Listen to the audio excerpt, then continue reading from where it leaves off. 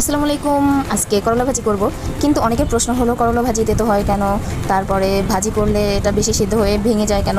তো একেবারে যেন না ভাঙে এরকম একটা করলা ভাজি করতে আর তেতো না লাগে এরকম ভাজি করতে হলে কিছু স্টেপ ফলো করতে হয়, যে স্টেপগুলো ফলো করলে কখনোই করলা ভাজি তেতো লাগবে না আর ভেঙেও যাবে না।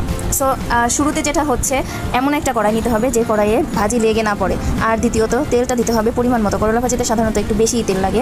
তারপরে হলুদ মরিচ যে যা অ্যাড করে, চিংড়ি, কাঁচামরিচ দিতে হবে, হলুদের গুঁড়া, লবণ এগুলো দিয়ে চড়িয়ে দিলে পেঁয়াজটা ভেজে তারপরে দিতে হয়, কিন্তু কোনো পানি সহ দেওয়া যাবে না। আবার হ্যাঁ, করলা কাটার পরে অবশ্যই ধোয়া যাবে না। তো মিডিয়াম একটা লোতে করলা ভাজি করতে হবে, আর ওই এক আঁচেই বারবার নেড়ে চেড়ে নামিয়ে নিতে হবে। কিন্তু করলা ভাজিকে ঢাকা যাবে না, যদি ঢাকে তাহলে ওই ভাজিটা সেদ্ধ হয়ে ভেঙে যেতে চায়।